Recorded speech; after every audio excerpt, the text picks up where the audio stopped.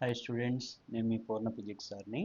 ఈరోజు మనం units and measurements అనే చాప్టర్ చూద్దాం. ఈఏపీ సెట్ అదేవిధంగా నీటికి సంబంధించాము. ఇందులో మనకు మొత్తం 4 పార్ట్స్ ఉంటాయి. యూనిట్స్ కన్వర్షన్ ఒకటి, డైమెన్షనల్ ఫార్ములా, డైమెన్షనల్ అనాలిసిస్ ఒకటి, అట్లాగే సిగ్నిఫికెంట్ ఫిగర్స్, అట్లాగే ఎర్రర్స్.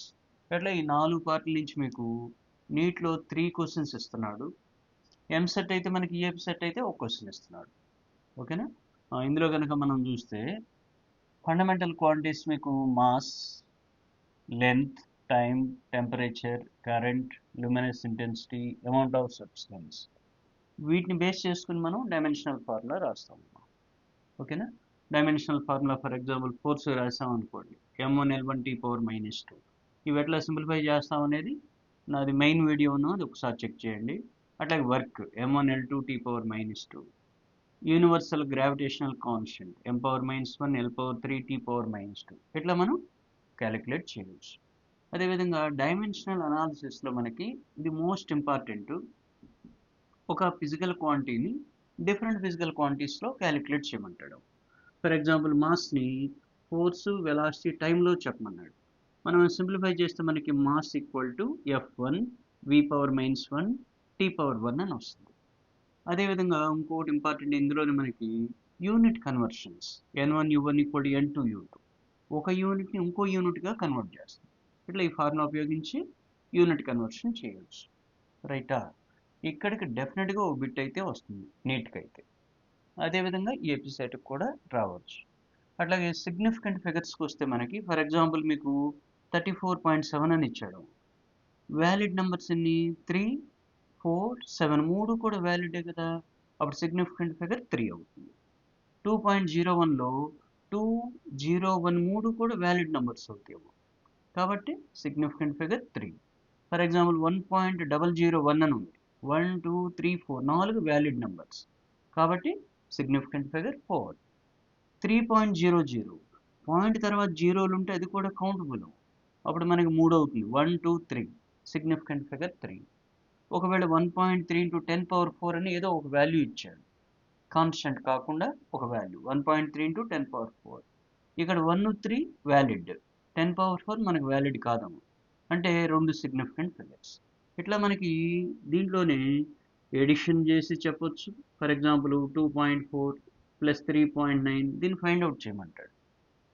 అట్లాగే సబ్ట్రాక్షన్, అట్లాగే మల్టిప్లికేషన్,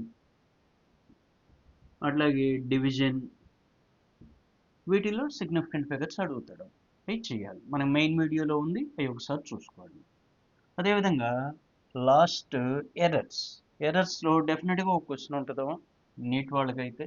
అదే మనకి ఈఏపీ సెట్ అయితే డైమెన్షన్ మీద కానీ ఎర్రర్ మీద కానీ ఒక పెట్టిస్తున్నాడు ఎక్కువగా. ఫర్ ఎగ్జాంపుల్ రిలేటివ్ ఎర్రర్ అడుగుతున్నాడు.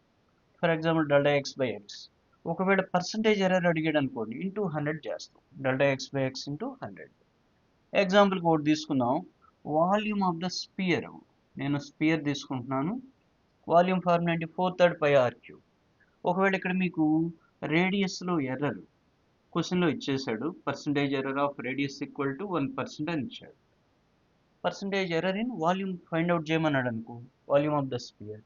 అప్పుడు ఫార్ములా మనం దీన్ని ఎట్లా కన్వర్ట్ చేయొచ్చు? ΔV/V × 100 ఈక్వల్ టు, ఇక్కడ 4/3 π అనేది మన కౌంటబుల్ కాదు, r³ 3 × Δr/r × 100గా కన్వర్ట్ చేయొచ్చు. మరి మీకు రేడియస్లో ఎర్రర్ ఇచ్చేసాడు కదా 1%, దాన్ని సబ్స్టిట్యూట్ చేస్తాం. దేర్ఫోర్ 3 × 1% 3% వస్తుంది. అట్లా పర్సంటేజ్ ఆఫ్ ఎర్రర్ని మనం ఫైండ్ అవుట్ చేయొచ్చు. సిమిలర్లీ కైనెటిక్ ఎనర్జీ అన్నాడు అనుకో, KE = ½ mv² రాస్తాం కదా. KE = ½ mv². దీన్ని కన్వర్ట్ చేస్తే కైనెటిక్ ఎనర్జీని లెట్ ఇట్ బి K అనుకుంటే, ΔK/K = ½ కాన్స్టెంట్ అవును, ΔM/m ప్లస్ v²ని 2 × ΔV/Vగా రాయొచ్చు.